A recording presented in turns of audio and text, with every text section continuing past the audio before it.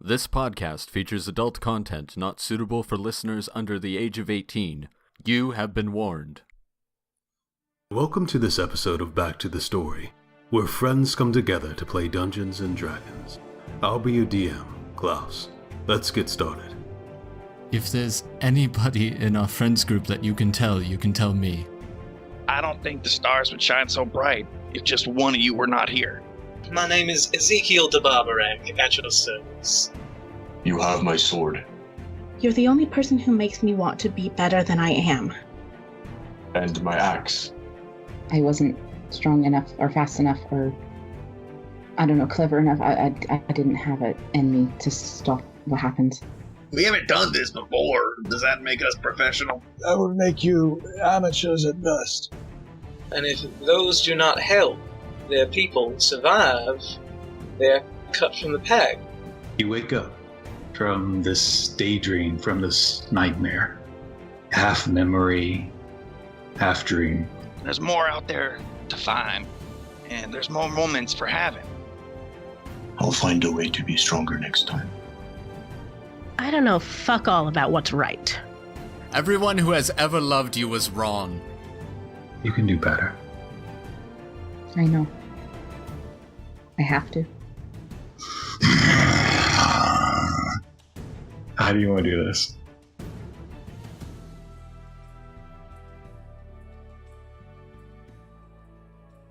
So, previously, Chapter 16, Passing of Orsissus. Previously, after resting in the lighthouse ruin after your victory over the Valgrith Cobra, you all made your way back to the cliffs of Navo, searching Orsissus' rest. After finding warp scales, blood, and other signs of a significant struggle, there was some debate about what to do next. The bronze scales with Ezekiel eventually decided that they should, one way or another, end the Valgrith, the monster that has plagued the group and Embershore since childhood. Traveling north past the lighthouse ruins once more, you began to ascend onto a raised plateau where you found remnants of a city. The ruins of gray stone were carved out of this plateau and had been overgrown with nature. The group pushed forward, finding dead Valgrith killed by something with large claws and a massive jaw.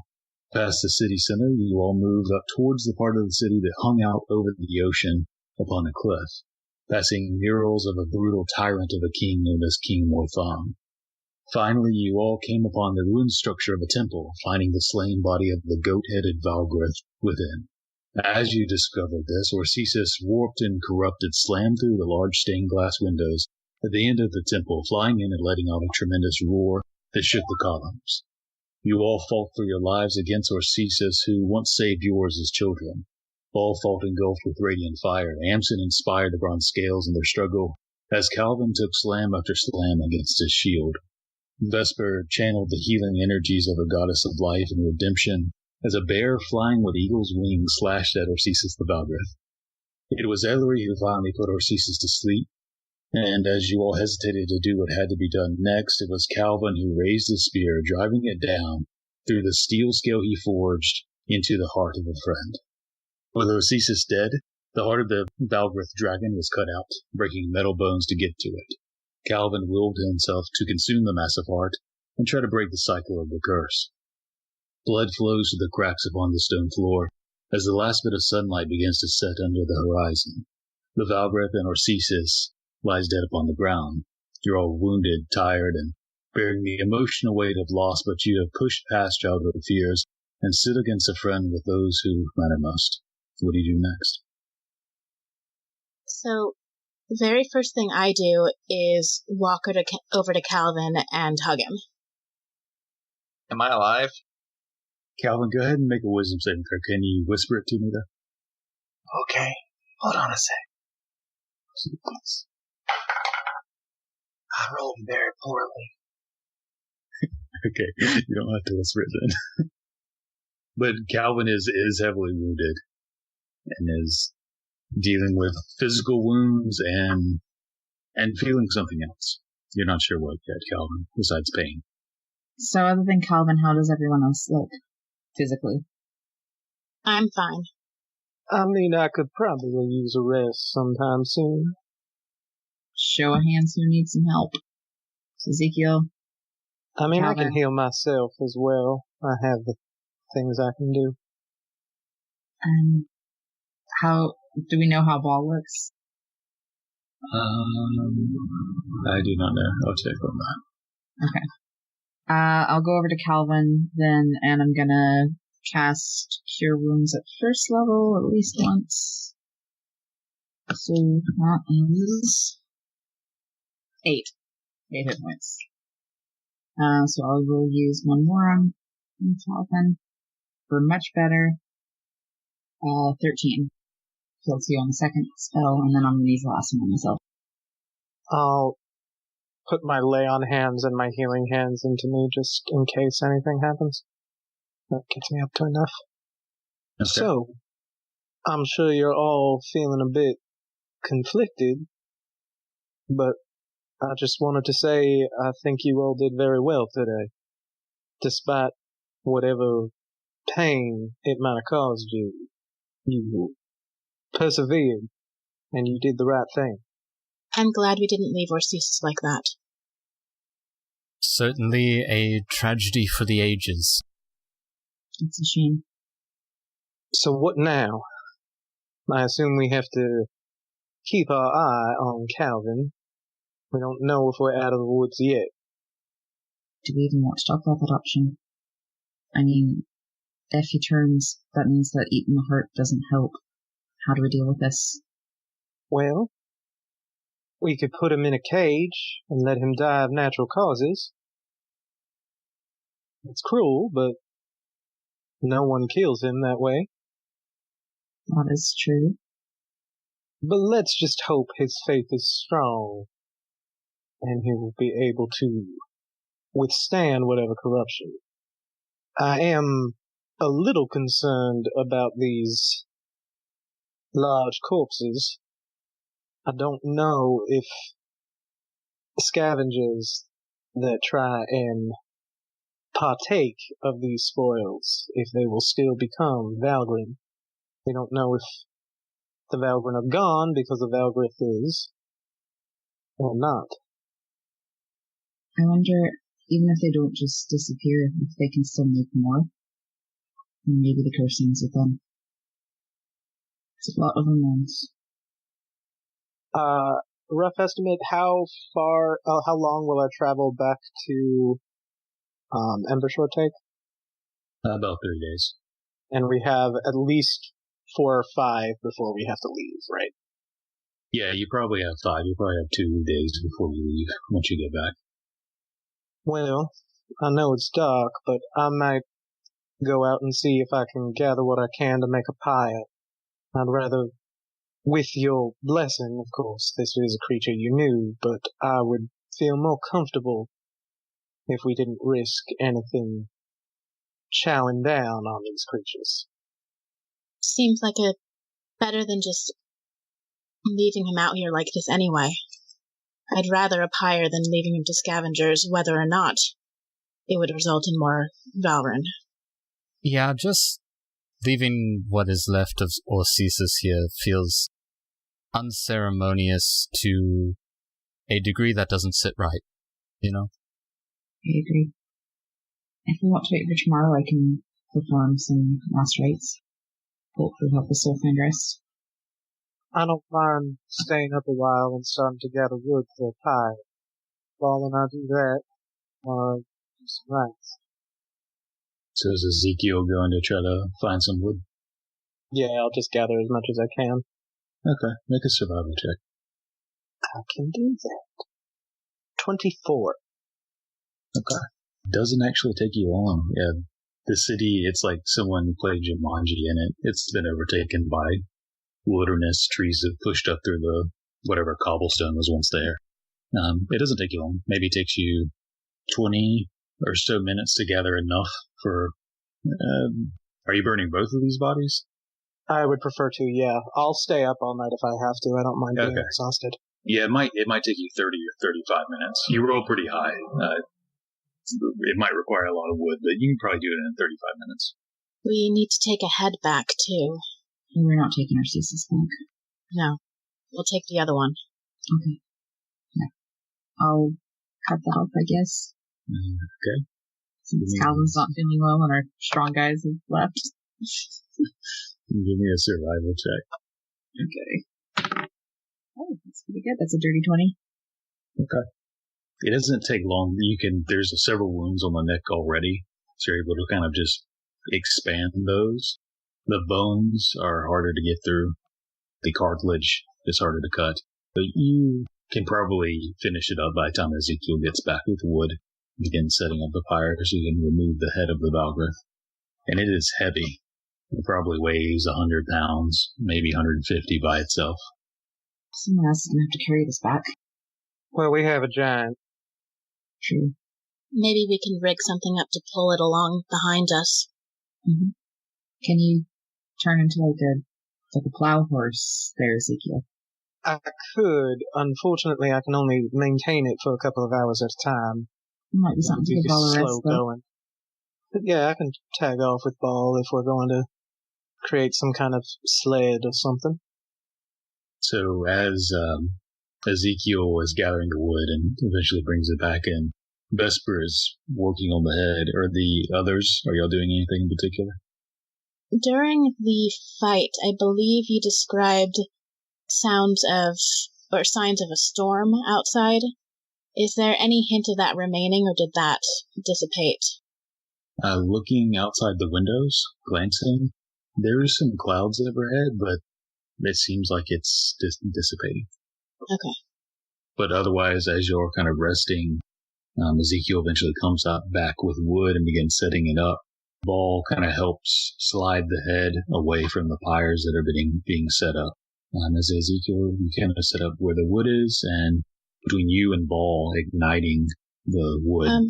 Before they ignite it, actually, do you think we should take the scale? Yes. Absolutely. But we can't light these tonight. We need to wait for tomorrow. I can't do much until tomorrow. We could use a rest anyway. We're not going to get too far in the middle of the night. We'll perform the ceremony at dawn, and then go away. Okay, so you set it up, but then hold off to wait for the morning. Do y'all do anything else before turning in for watches and listening to the morning? Yeah, I want to... What is kind of this thing at the end of the room, kind of where Orsissus came in through the glass last time? Yeah, so the top part of the temple, it looks like the symbolism of whatever temple this once was has been removed, and it looks like it's been changed into a throne room. So at the end, the top of the temple, there's sort of a stage where there's an altar, a big stone altar. There's some stones that have been made into loose steps where a throne sits upon the altar. Okay. Can I investigate this throne altar thing for specifically looking for like any secret compartments or things like that? Yeah, make an investigation check. Okay. That is a crappy 12. Looking around, you can definitely tell that the throne is made of stone. The seat part must have not have because it's long disintegrated. You can see there are symbols of a sun beneath the throne, and you can see there are scrapes and claw marks around the altar where it looks like the stone has been scratched or dug into. Okay. Looking at the ruts, there's a few on the altar itself, and then there's some thicker ruts on the ground. Okay. Can I start trying to wiggle the throne a little bit? The throne itself looks like it's just sitting on top of the altar. It's a heavy stone chair, but it's movable. It's not attached. Okay. Can I start sliding it back in the direction of those ruts? Yeah, and the ruts are on the ground. They're on the stage, and so the throne is on top of the altar, if that makes sense. Yeah. But yeah, you can move the throne part. You kind of take it off the altar. Okay. I'll place it to the side, I guess. And continue looking around for anything interesting. Okay. It's pretty blank besides those ruts. There's two of them. Two main ones on the left and right side of the altar. They run from the front of it towards the back, towards the window. Okay. Well, we haven't... I'm not exactly tired yet. Let's just give a sweep of the area, see if anything else is around, or the Valgrith, I don't know, had anything that might give us any insight. Now we know the basics, but maybe there's some signs or a record of what happened here. Well, Ezekiel, this altar looks movable. I've already moved the chair. If you would like to help me, I want to see what happens. Of course. I can give it a shot. Okay, so whoever's pushing, I'll need an athletics check. Advantage if someone's helping you. I will help Ezekiel. So that is, of course, that's in my 22. So you slam your shoulder into it, and it doesn't budge. You pull back and you try it again. This time it moves a bit. And you kind of pull it almost and rock it back and forth to get it going, and finally you... And slowly, inch by inch, the altar begins to be pushed back towards the stained glass window in the back of the temple. And after you push it almost 2 feet towards that, just at the edge of the back wall, you see a wooden hatch with a metal ring below the altar. Well, look at that. Anyone up for a little spelunking? Sure. Let me check for something. Can I make an investigation check to look for traps on this trapdoor? Yes, you can. Okay. That is a 22. You find one trap, and it's the trapdoor itself. Sweet. Just to be clear, there's no trap. You see hinges Awesome. clean. You can see these parts of the wooden hatch have been decayed. It's been mostly protected, but you can kind of see through it there. Though it's kind of dark. I'm like, hold on. There's a trap door. I'm going to try to lift it up. Yeah, you open up. The hinges are rusty. You can see shavings fall loose as you open it. Everything's fine. But as you do, you see there's a small hole, a few feet wide, a few feet deep, empty except for there is a metal chest. Looks like it's made out of some dark metal, maybe iron perhaps. And you see a lock upon it. Hey, Ezekiel, do you think you could try pulling that up? And I'll kind of go through my things and grab one of the costumes that I have and give it to Ezekiel. Maybe try putting this on your hands so that you don't touch it specifically. I'm kind of worried. Just being a little bit paranoid. You know, you hear legends about, things where you touch them and bad things happen, all that. If that would make you comfortable, I am happy to oblige. Then I will try and pull the chest up with his fancy rope. Okay, athletics. And is Amsen, are you helping him as well? I'm not sure how I would be able to, considering the fact that this is a small, deep hole. Okay, so Ezekiel that's an 18. That's enough. It's heavy. When you first lift it, you kind of drop it back down after a few inches, and then you kind of realize how heavy it is, adjust your stance a bit, and kind of lift it up. And you see the muscles strain on Ezekiel's back as he kind of lifts it up, gets it to the edge, and drags it over, and then gets it out of the hole. And you see a large-ish chest, maybe 3 feet long, maybe a foot back, and then maybe a foot and a half tall. Want me to take a look at that lock? Yeah, sure. Should probably look to make sure there isn't anything fishy about it as well. Wow, you are paranoid. Well, I mean, we're in a old, abandoned, ruined temple. In a cursed kingdom. Exactly. That's fair. Most of what I do, I haven't been among ancient kingdoms in a long time. I tend to stick to the woods where they don't lock things in boxes. And don't curse everything. Well, that's not necessarily true, but Do you want to take a look at it, or should I, Ellory? Oh, why don't you? Alright. Investigation check. Investigation. Oh, that's cocked. Eesh. 11. There are 4 heavy hinges on the back. Heavy. You're sure it's iron at this point, with how much Ezekiel had to strain to get it out. You see the edges have been sealed with wax of some sort, you're not sure, and the lock itself. You said 11? Yep. Okay. And you see the lock is heavy and is not iron. It looks like it's maybe steel or some silvery metal. And it looks untarnished. But Well, otherwise, you don't see any traps or anything. Well, Ellory, I wish you the best of luck on this. This thing looks like it. Whoever sealed it did not want it to be opened again. So, Seeing that untarnished lock, I will use my last first level spell to do a detect magic. Just okay. If it pings, I'll stop them. If not, then just let them go, and I'll look at what's in the chest after it's open. Okay. You see the lock pings with arcane energy.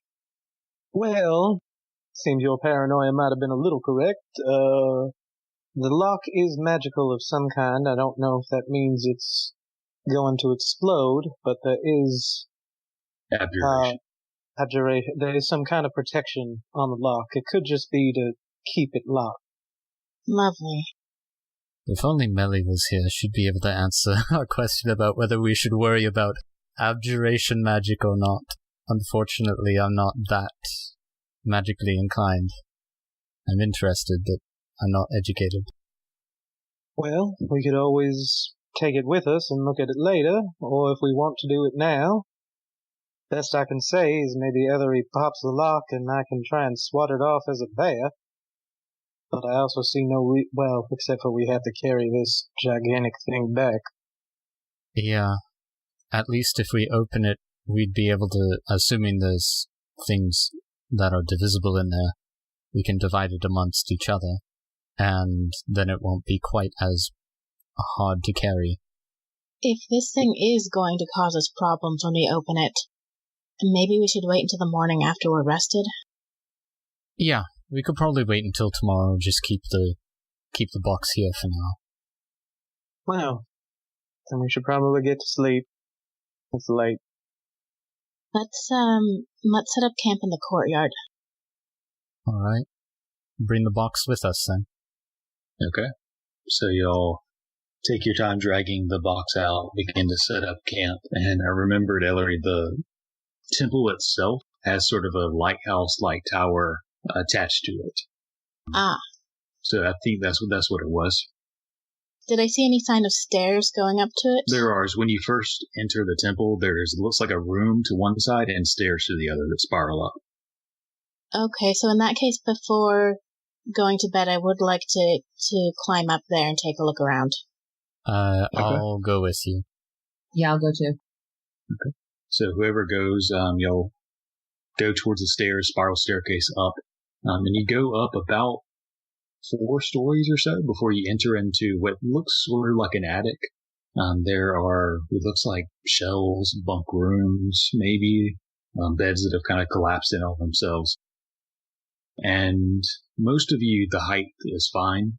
Vesper actually, you have to kind of lean down a little bit. It's sort of a low ceilinged attic. You go forward and there's a ladder that leads up. Climbing up there, you see there is a forge-like brazier, massive, on the top of this tower that appears to be a lighthouse. You can see towards the east, overlooking the water. Everyone give me a wisdom saving throw, or those 3 that went up there. Oh, okay. Ew. I don't really want to, but I will. Nice. 9. That's what I have written down. So that is 17. with a +0, 15. Okay. Vesper and Amsen, you're fine. Ellory, you suddenly feel woozy as your stomach turns. As you look down, the tower itself is maybe 5 stories by the time you get to the top, but you are on the edge of a cliff several hundred feet from the bottom, and your stomach turns as you kind of back away from the edge for a moment before you kind of gain your composure again. But you'll look around, you see it looks clearly like it was some sort of lighthouse for signaling purposes, and this forge. Well, this is an interesting thing to find at the top of a tower. Very, very tall tower. Yes, indeed. I'm fairly certain Valisol is the god of smiths as well, so having a forge appears not particularly surprising in a kingdom that needs to be dedicated to him. Yeah, I guess that makes sense. Anything you want to do up here, or just wanted to see what's up? I just wanted to see if there's anything up here. Well, I guess Amsen will give it a look around, kind of like walk around the top of the tower, kind of walk around this forge area looking for signs of civilization, I guess. Okay. You can make an investigation check. I insight the rocks. The rock is lying. That's a whopping 8. Okay. You look around, you can brush off, there's a few vines that have made their way even up here. And there are symbols. The sun are the ones you recognize. There's a few others that you don't really recognize that are partially damaged. Too damaged to really read. Otherwise, it looks just like a forge. There's a few rusty bits that probably were smithing tools, though they're hardly recognizable now. And you can kind of see the ocean to the east and what's left of the ruins of the city to the west. Most of the buildings are just scarce walls or outlines of what buildings once were. There's a few that are still somewhat standing. Looks like the biggest two are the one you're currently in, and then there's one adjacent to the courtyard that's larger. It looks like it maybe was a fortress or some other larger building. Yeah, that's all you notice as you look around. I don't really see very much up here. I mean, it's a good view, though. Yeah, I'm mostly looking out towards the ocean to avoid looking straight down. It is a pretty view as night has fallen and the moon is out and the waves are lit by the embers of this coastline. If we want to sleep up here, might give us some cover. Well, that's true. Out in the courtyard. There's only 2 ways to get up here. Either something flies up here or they come up the stairs. However, I personally think that the courtyard might be a little bit safer. I'm not sure I could fall asleep up here. I guess that answers our question. Back down we go? Yeah, let's get back down to the others. So y'all come down as y'all are preparing camp and eat something, patch up your wounds, begin to take watches and rest. Was there anything else the rest of you were doing, or we were just kind of getting ready for bed and rest? I want to check on Kalvyn before we go to sleep again and just make sure he's feeling alright. Me too. I don't know what to tell you. I've been better. I just ate an acidic heart, little indigestion. I'll give him another protection from poison as he goes to sleep. I don't think it's doing anything, but, maybe he won't throw up. I cast Pepto-Bismol. All right. Okay, so unless there was something else, you'll begin to take your watches in turn. Yeah, it's pretty quiet. You can hear, as you're taking your watches in your various pairs, you can hear in the distance the sounds of a wolf here and there, an owl hooting, some sort of insects or crickets, but mostly you just hear the waves crashing against the cliffs below you. And you wake up the next day as the sun begins to rise in this courtyard. The dead Valrin are still there, I think headless. And y'all drag that box out into this courtyard. What do you like to do? Let's take care of Orsissus first. Yeah. I think that sounds good. Alright. So I haven't done this before, so bear with me. Is there anything in particular we need to do to get the scale off, considering how much of an effort it took to get it on in the first place? Between the fight with the other Valgrith, maybe, and with the fight y'all had with it, one of the 3 steel nails remains. So someone can make an athletics check. See how long it takes to get it off. Somebody else needs to do that other than me, because I'm not very strong. I'll say, I mean, you guys would struggle with it, but between Ball and Kalvyn and Ezekiel or whoever's strong enough to kind of give it a tug would eventually be able to get it off. It might take you a few minutes just to speed that up. But y'all can get the scale off and put it to the side. As Vesper begins to cast ceremony? Yeah. Okay. So Vesper, it takes her an hour. She begins to set up the components of the ceremony, drawing out the rites and praying at various stages as the pyre is set up in a particular fashion. And what was the effect of the ritual?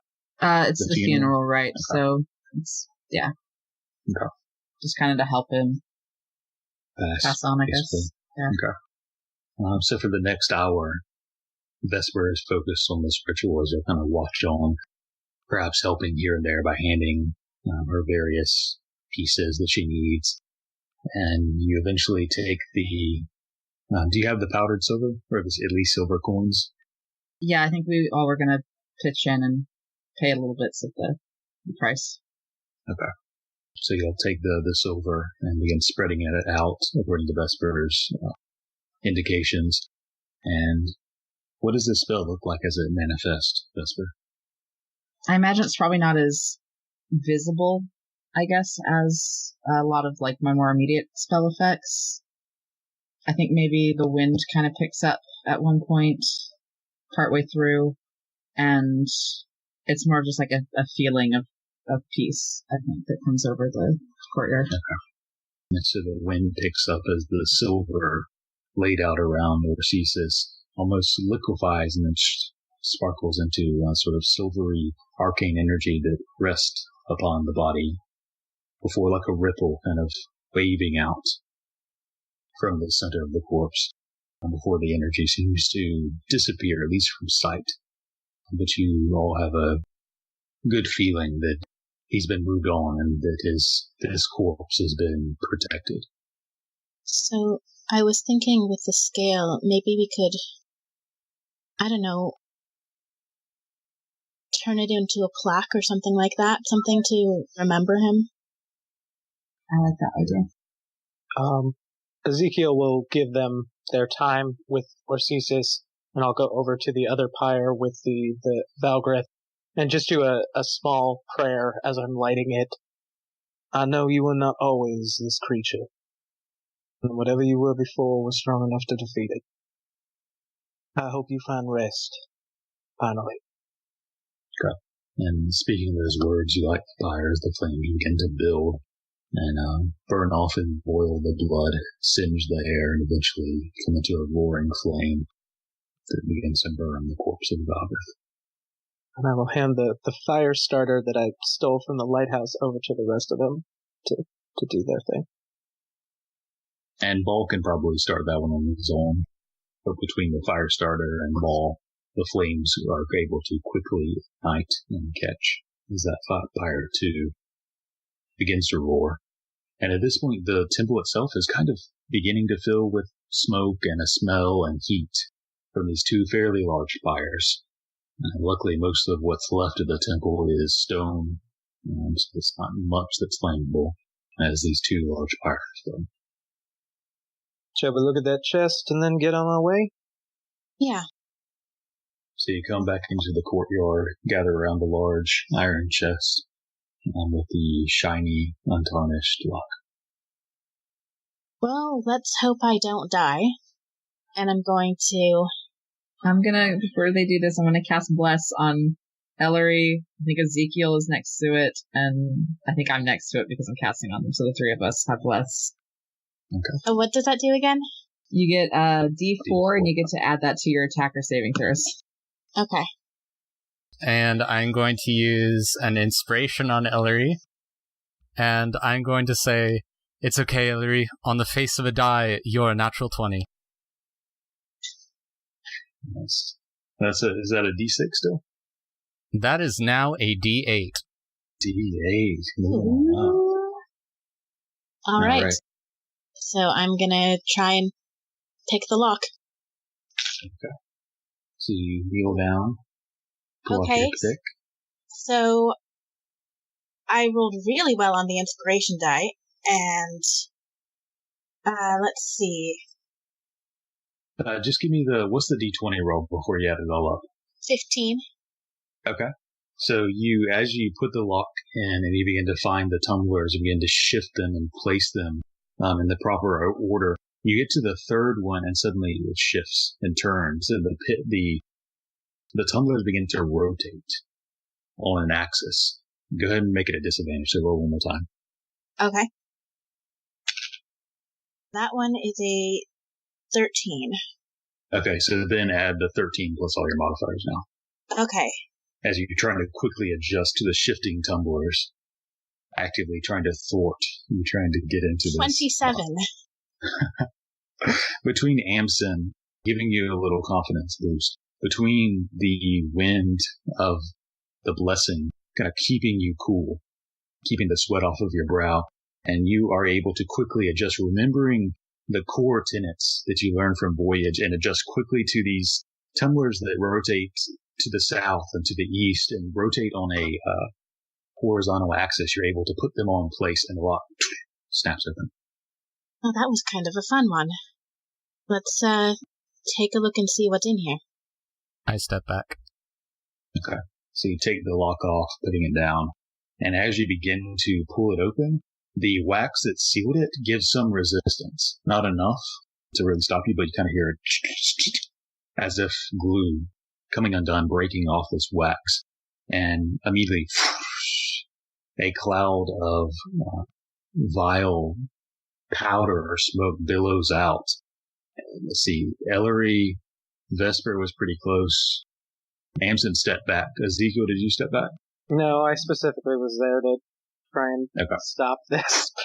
So you three make a Constitution saving throw. And this is where you add your bless. This is where you add your blessing. Which is really helpful, I guess. So 20 for Ezekiel. 12 for Vesper. So Ezekiel, 21. you take 7 poison damage. Ellory, you take 7 poison damage.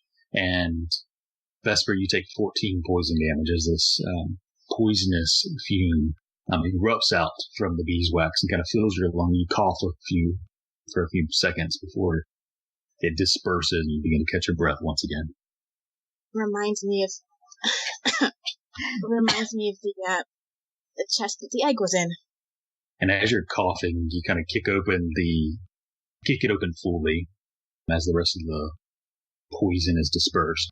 And you see inside the chest, you see a leather backpack or rucksack of this sort of dark, almost slightly crimson tinted leather. You can see it's currently closed. There is a impression onto it of a crown. It is laying on top of a pile of various coins. You can see numerous gold coins, silver, a few copper in there as well. And you can see the rucksack has some stuff in it that is full. It's not limp. I want to reach in and take one gold, silver, like one of each denomination coin, and just, like a nerd, just look at the minting. Okay. Looking at it, you can see there is a crown on one side, and on the back there is small scribblings on it in a language I don't know if you speak. What languages do you speak?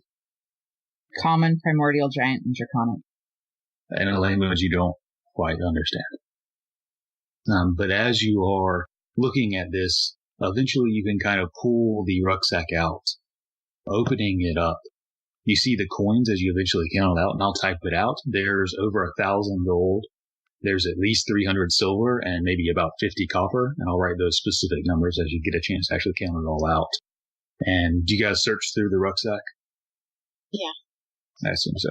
Opening it up, there's two larger things. The first one you open is a helmet. Looks like of dark iron and reddish metals. It's very spiky, with just slender horizontal slits for the eyes.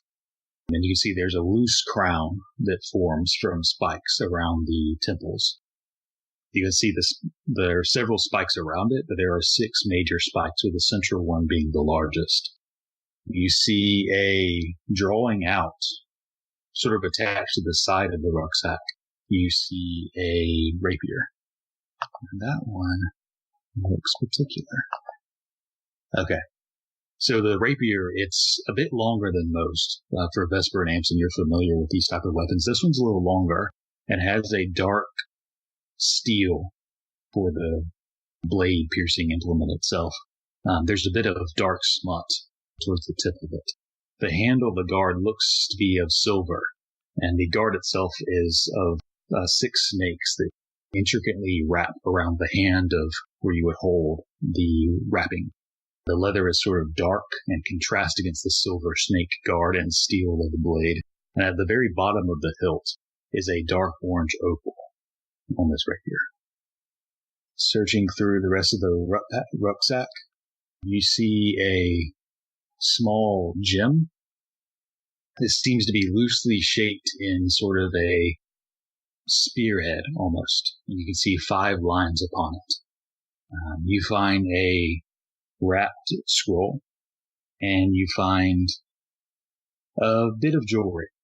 You find some gold-leafed bone knuckle dice, about the size of human-sized knuckles. You can find some earrings, jet gems inside gold earrings, and a 2-finger silver ring that goes around 2 fingers at once and is connected. Anybody have an identify spell on hand? Or didn't we get one? Oh, did we? I think we got one scroll, but we might have already used it on something. I can at least detect magic and see if anything pings. So I'll do that. Okay, so let's see. The helm gives sort of I would call this enchantment magic. An enchantment. The black spearhead gem gives a evocation. The rapier, I'll say, gives an evocation. The scroll gives a evocation as well. The rest seems to be non-magical. Dibs on the 2-finger ring. I grab the earrings. I grabbed the rapier. You had that friend in town you said that could help us figure out what the rest of these do. Might as well wait until then. Yeah, she's a well-educated wizard, so... Then I suppose we should get on the road, unless you all would like to pay any last respects. I'd say while y'all are doing this, Kalvyn was at the very least with the flames, kind of sitting in smoke inside the building.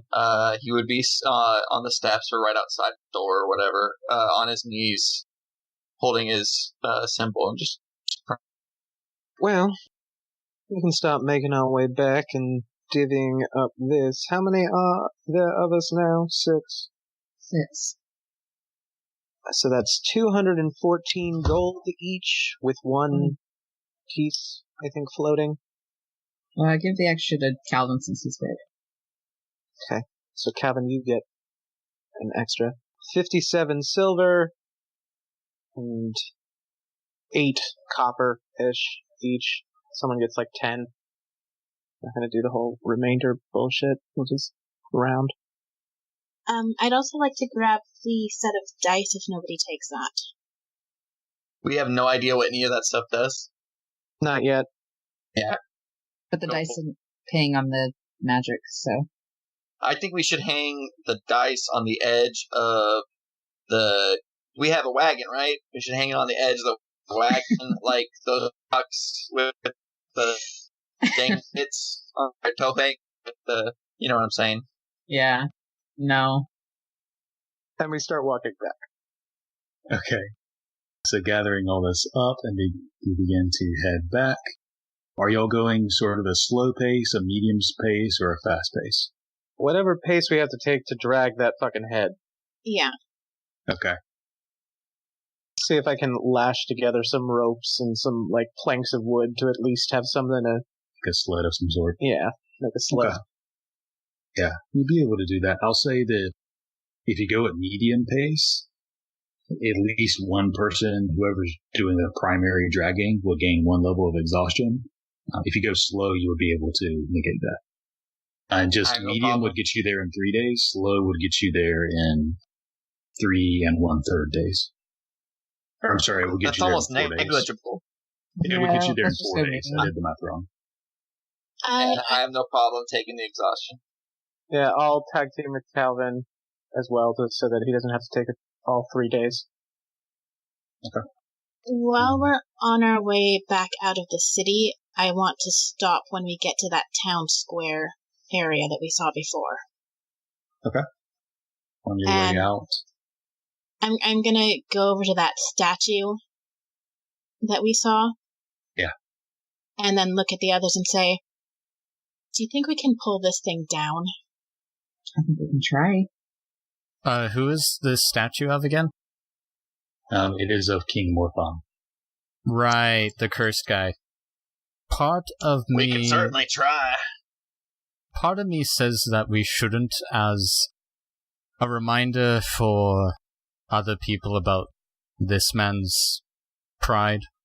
But another part of me says that maybe he kind of deserves it. I think this was once a holy city. None of us definitely have any time to do anything to build it back up, but it sure would be nice to see it rise again. I think taking this down could be maybe like a first step, almost like a commitment, something for us to, or at least for myself, to know that to come back and finish the process. Don't leave this sword unforged. That's true. Because this city was originally dedicated to Valasol, not King Morthon. Right? Yeah. And if somehow he lost the way. If anyone needs a reminder of what he did, there's still those murals up there. That's true. I guess we could probably tear it down before we go. I was thinking I could get a rope up there and we could haul it down. Yeah, tug on it a little bit. Yeah. So I get out my rope and I tie a loop on one end of it and cast Mage Hand to carry it up and drop it around the top of the statue. Okay. It flies up and you drop it around sort of the neck area of this armored king that's pointing a blade down towards there's a female there, statue kind of that he's standing on top of, that has her hands out, and you see there's a crown, stone crown by her head, but not on it. How tall is the statue? The statue is maybe 25 feet, something like that. Well, do we all want to haul on this together? Let's try to bring it down. I'll take one of the daggers that I have and start, trying to chip away some of the stone at the bottom. So, kind of chipping away at the sword that's next to the woman and, his feet and that kind of stuff. Okay. I'll say we'll do this kind of the ritual style here. So, Amsen, why don't you give me a straight intelligence check. I feel this isn't about strength. This is about knowing where the weak points are or where you want to create the weak points. Okay. So straight intelligence, that's +3. Sweet. Natural 19, so 22. Okay. So you find the places on the ankles where it looks like, and line the rope up to where the group is going to be pulling at that angle where it's going to be most effective. And you chip. You don't chip much, but you chip enough and you can kind of hit into some of these weak points, creating a small bit of wedge. And as you're doing so, is everyone else pulling, basically? Yeah. Yeah. Big county fair tug of war. Okay. Everyone go ahead and give me an athletics check. I'm super good at these. That actually came out all right. That's a 16. Straight 14. I got a 13. 22. Okay. So between all of you, you pull on this rope, and at first nothing, and then you kind of release and then pull again. You hear a crack. As Amsen, as you're chipping, you see a few pieces of stone chip off where you weren't actively cutting them out. And you begin to shift away as you see this statue 25 feet raised into the air begin to and crumble backwards as the rest of you, the pulling suddenly speeds up as you go from tugging against the statue to running from where it lands as rubble and stone go flying as the statue of Morthon crashes against the stone cobblestone. The statue is recognizable. The legs are in pieces. The arm snaps off. The blade itself cracks in half. The head comes loose and rolls, coming to a stop at your feet, and you've torn down the statue. And when I retrieve my rope, I just take a moment to spit on the statue, what's left of it. You know, I kind of think if we just leave it like this, it'll send the message that, we want to send. Agreed. Okay. And so y'all are heading back, correct? Yeah. Yeah. Okay. All right. And so you're going at a medium pace, some of you trading off with the statue to kind of keep it off one person for a while. Or not the statue, I'm sorry, the head of the Valgrith, dragging it onto a simple sled. It helps. You pull and begin to head south. You've been through this travel before, and you make camp that night. We're going to sort of loosely go through these loose rules to kind of test them out almost. You don't need to do that. So you'll travel day. And then someone roll, whoever has the best survival roll, go ahead and roll survival. I think that's me. You would be, I'd say it'd be a standard roll between being exhausted from helping carry the head, but someone can kind of help you to make it a little easier. So it might be a straight roll for you. Not great. 10. Okay. Searching around to kind of forage for water and rations. You might be able to find a creek. There's not one nearby. You find a few berries here and there, but otherwise you'll... I have good berries prepared, so I can make sure everybody eats. Okay, so instead of dipping into rations, you can use good berries instead as you'll go through the watches that night. And so as y'all are resting, Ellory, who would you be watching with? Anyone who's willing to take second watch.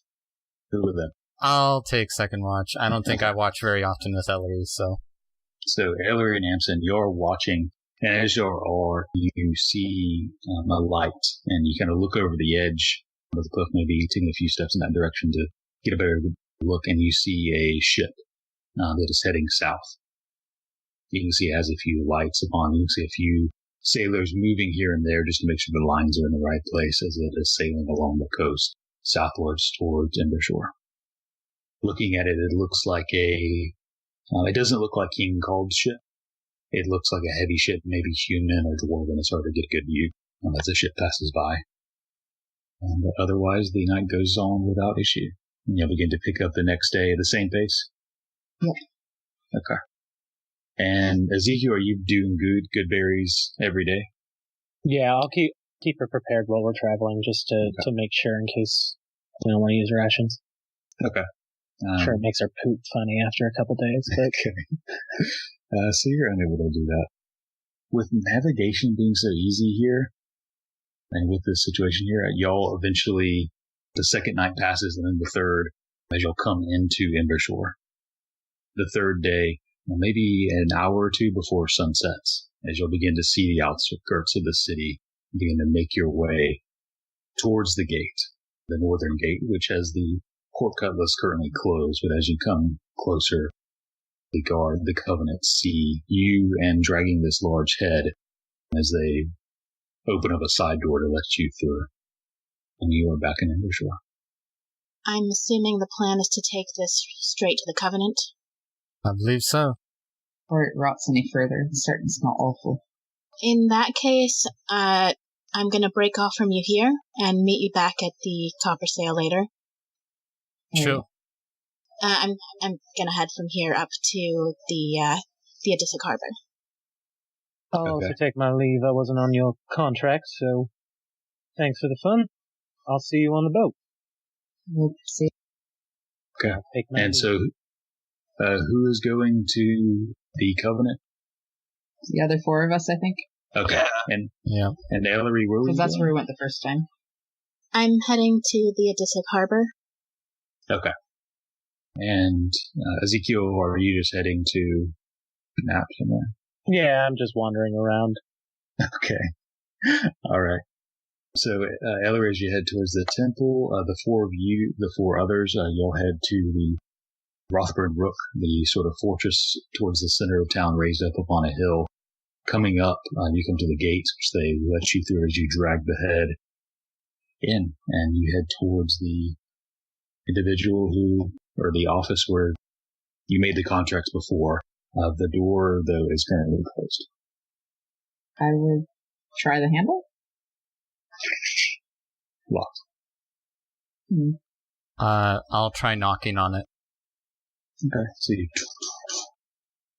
few moments go by. Nothing. Is Roderick around if I look around the rook? Is who around? Roderick, my Covenant buddy. Taking a brief look around, there's 2 Covenant that are kind of standing at a staircase that heads up to a second level, but they look like standard Covenant because none of them are Roderick. I'll go over to them anyways.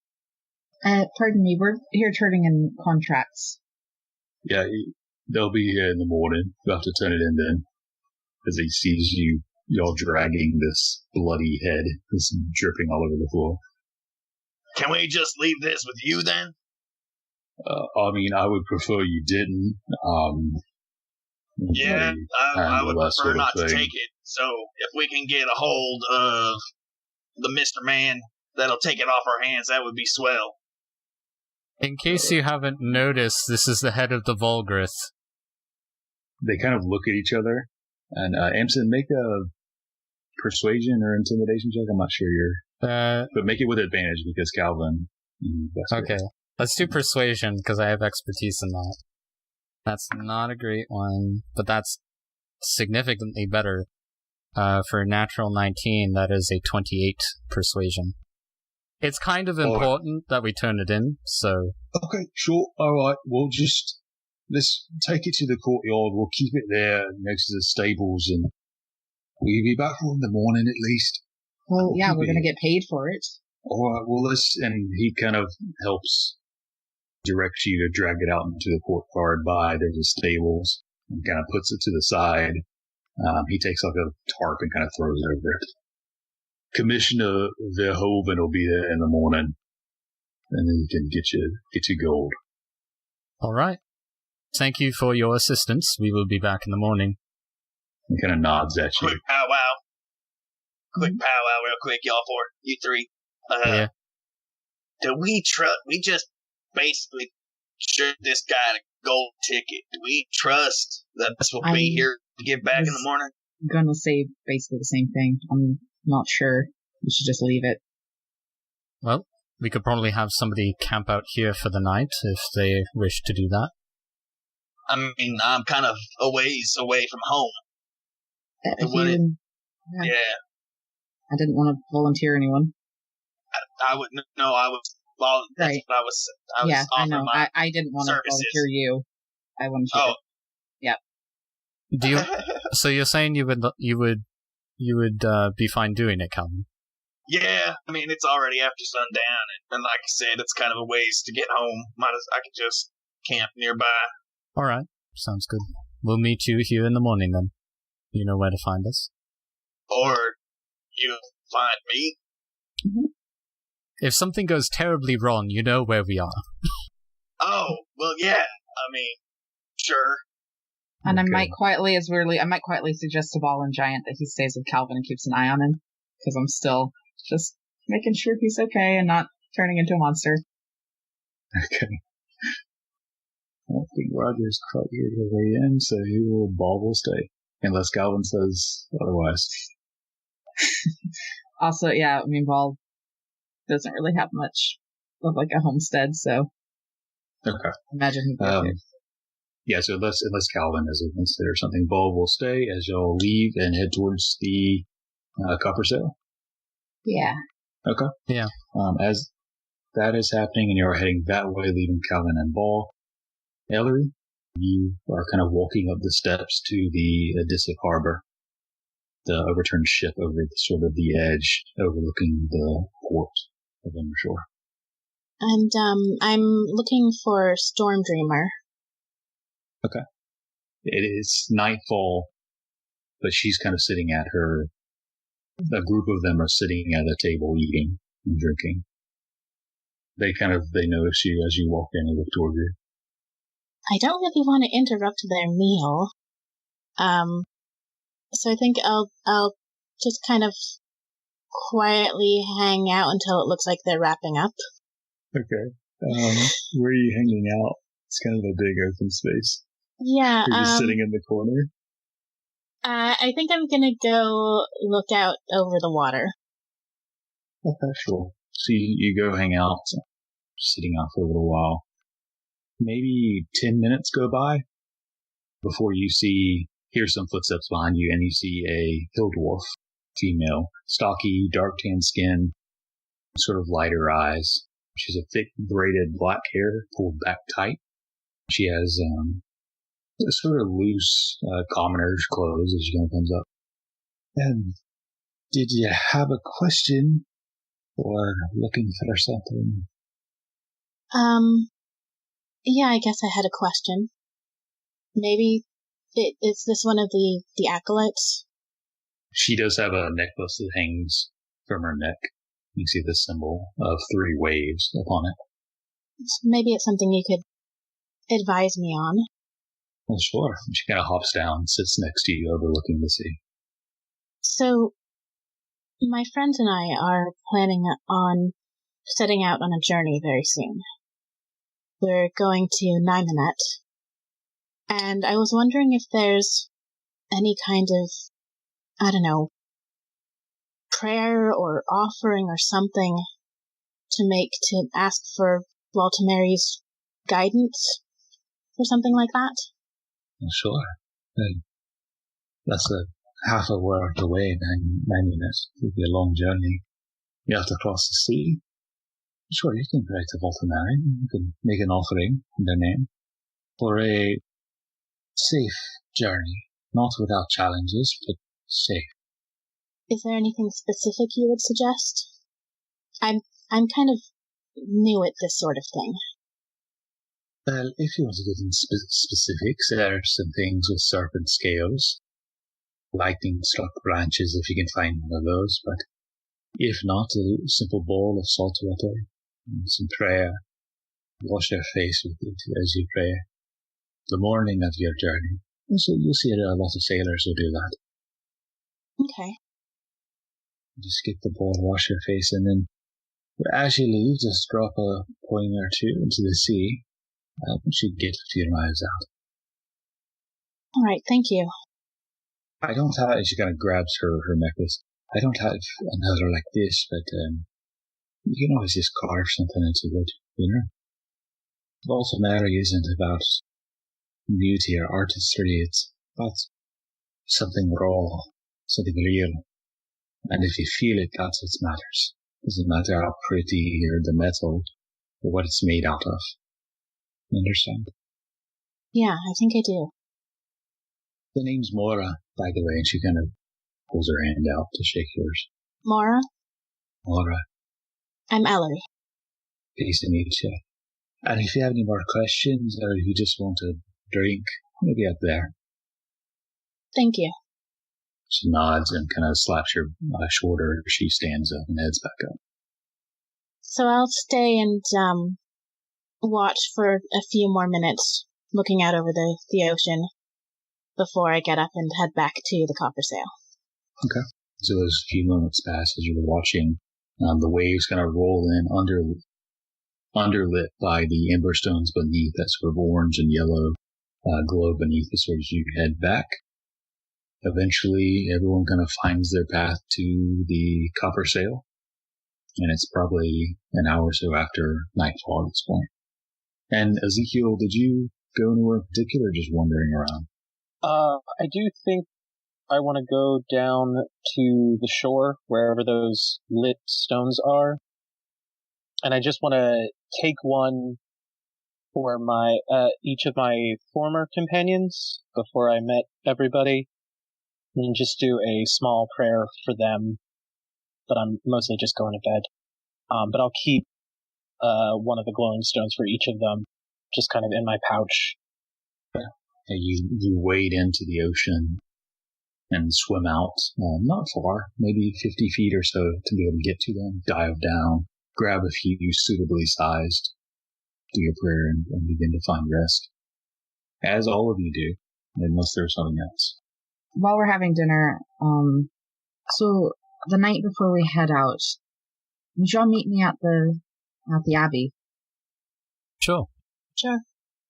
I've got kind of a ritual thing I want to do before I go, and I'd like to have y'all there. Seems as good a place as any to start our journey anyways. Yeah. I'll be there. Okay. Thank you. And we'll get Kalvyn and Ball on board in the morning. All right, and as y'all begin to head off to bed before waking up and trying to meet again, y'all do so and wake up in the morning. So the next day, you'll head up to the Rook, where the night before, cutting back to Kalvyn and Roger, are you there for Ball? Yeah, I'm back. Okay. So y'all have kind of stayed within the Rook, finding a place in the stables to stay with the head so that nothing happens to it. At some point during the night, maybe an hour later after everyone left, a couple Covenant come up. Two of them. Looks like one's a dwarf and one's kind of a stocky, if a bit overweight human. What are you doing here? Get up. And they're kind of questioning you and kind of getting in, but not too close, as Ball's pretty big and Kalvyn's not small himself. Kalvyn will get up, kind of take a step forward, put a hand on the tarp, be like, we came in a little bit late, too late to turn in our find, our catch. We were told by another Covenant to leave it here, just making sure it doesn't go anywhere. And he'll start to lift it up. You want to see what I got? Check the goods, if you will. Okay, do you lift it up? Yeah, I guess. Okay, you don't have to. Well, you can't just stay in here all night. You're going to have to come back in the morning. You know what? I think we're going to be fine. We'll make whatever reparations we have to with whoever owns the stable. But, I think we'll be fine right here. That's all right with you. You hear behind them, and you see a armored female who comes up. They're right. They will be fine. As they turn around, you see a brunette woman in armor. She has a shield on her back as well as a spear. They will be fine. Move on. And the two Covenant kind of nod at her as they walk off. You're Vesper's friends, no? You see this pretty tall woman. She's probably 6 foot or so. Yes. What he said.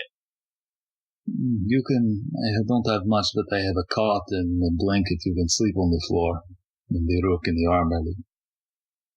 That can stay in the basement. We'll be fine. And she nods to one of the 4 sort of corner towers that make up this fortress, and begins kind of walking back towards it. What do you want to do, Kalvyn? She kind of calls over her shoulder, not sure if you're following her or not. Or stay here, it is your choice. And she begins to make her way towards the tower. Well, I assume we'll be harassed throughout the evening if we don't take her up on the offer. Okay, I'll take this end. Sounds good, I'll get the other. Okay. So you'll drag it following after her, and there's a forge set up, an armory and a forge. And she's going to set you down in the basement where it looks like there's ingots and various other resources and supplies set up for you to store the head and find a cot. There's a cot for Kalvyn. There's nothing big enough for Ball, but she kind of gives you a blanket to use as a pillow. Thank you kindly. And she nods and heads back upstairs to the ground floor. For the next hour or two, you hear kind of occasional banging There's like ding, ding. Metal upon metal. Kalvyn, you recognize the sounds of smithing and forging any day.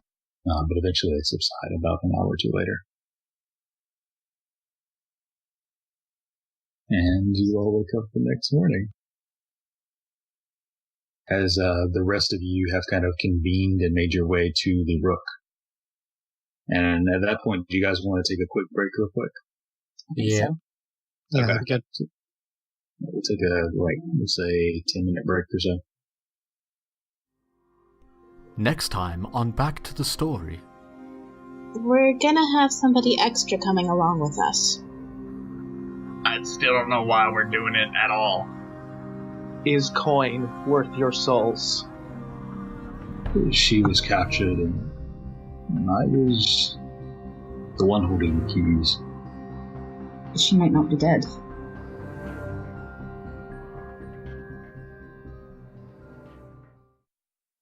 For part 2 of this episode of Back to the Story, you can find it on Stitcher, Player FM, or TuneIn.